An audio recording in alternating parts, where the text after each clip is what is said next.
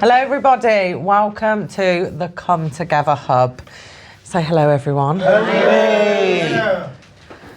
You've all been watching for a little bit now, and as you know, we've been doing like a few interviews with some of our hub members, volunteers, about their recovery, their real stories, their real people and their real lives. And today I've got the honour of asking Matthew Molyneux, who is our CEO at Come Together Hub and our founder, a little bit about his story.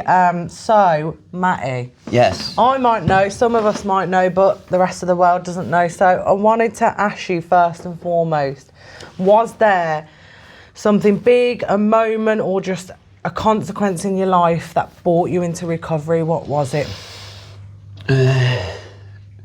So there was lots of moments in my life when I was using, when I wanted to stop.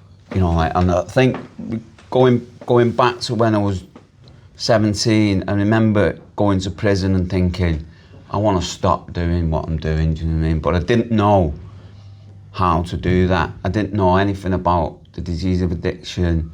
I didn't know anything about powerlessness or anything like that. So I'd spent years like in and out of that system, using, going through the judicial system, causing mayhem in the community, relationship breakdowns, real painful stuff. You know, and because of that, because of how the disease operates, that drove me to just carry on using, you know, so it was really difficult for me to find a way out. I think one of the most pivotal moments in my life was when my older brother had been through all the same experiences as me, and he got a break, went into rehab, got clean, become a member of a fellowship, and he carried this message to me, and he said, there's a new way of living. Come join us. You know, so that was like the moment where I thought, maybe there is something better out there. I guess it's what we call hope, isn't it? You know, he gave me a bit of hope, something that I'd never had in my life before that. Yeah. At that time. So you said about like your brother and him like inviting you into a fellowship. So I know in Come Together Hub, as you know, that's what we call lived experience. Yeah. Like someone who we know, who has been through what we've been through, however they seem to have found a way out, you know what I mean? How important have those type of people been for you throughout your recovery? Oh, like massively important, but at the time it didn't feel like that, because it wasn't like, you said he invited me, it wasn't like he sent me an invite. What he did was, he like dragged me kicking and screaming, because I was resistant towards it at first. And that's what I said, it's like in hindsight, looking back, it was so important, but at the time, I had like real strong resistance towards change, you know, like because of fear.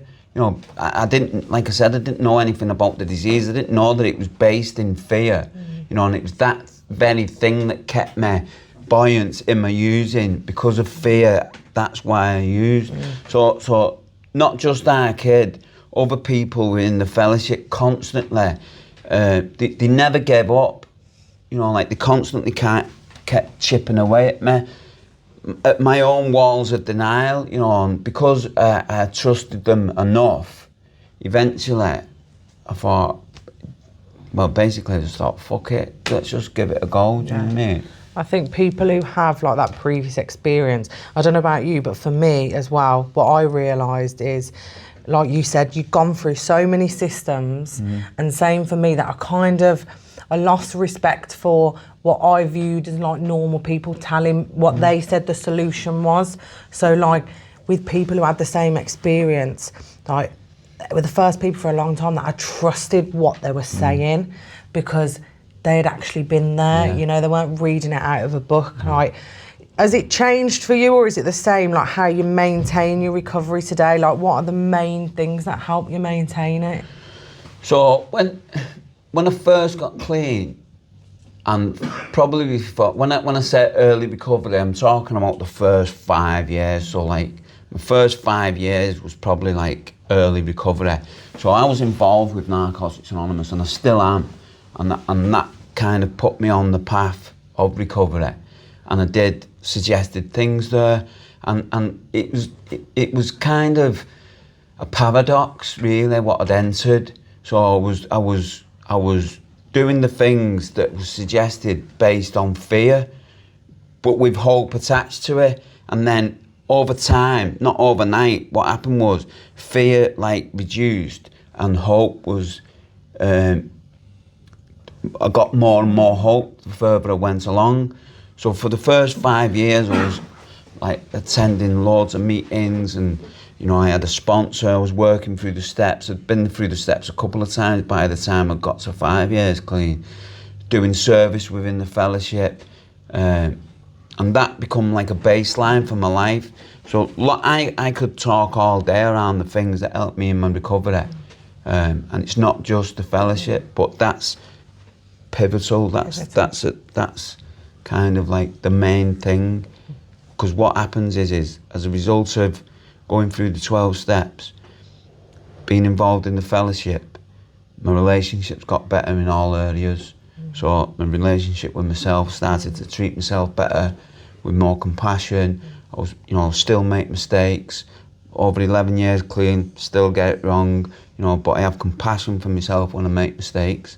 I try and make different mistakes rather than repeating the same ones over and over and over. My relationship with my family have blossomed into to the point where my family and my friends, you know what I mean, and my relationship with my friends has gotten stronger and stronger, to the point where my friends have become like my family. Yeah. You know, so all these paradoxes was happening, and of course, like I developed a relationship with what I call God. It's a higher power, something that's bigger than me, that allows me to recognise that I'm pretty insignificant in this world. You know, like it's not. My ideas when I was using was like, why me? Fucking everything's happening to me, you know what I mean? No one feels like this, no one understands, blah, blah, blah, blah, blah, blah, blah. And that's not, you know, like we're, as human beings, we're very, very, very similar. More than we are different, yeah, right? Yeah, well, thank you. Well, thanks for letting us know a bit more about you, Matty, and sharing some of your story. I want to say, if anyone's out there and they're looking for a bit of hope, I hope this is what this has given you. Have you got a message to anyone who's watching who might be struggling right now? I think the main message I'll always have is struggles don't need to be born alone. You know, like if you're struggling with whatever, just reach out to someone. One thing that I was surprised by was how much people want to help. You know, so it's okay to not be okay. And it's okay to be okay if you're okay. Yeah, man, you know, I love don't that shy away one. from that. Nice one. Thanks very much, guys.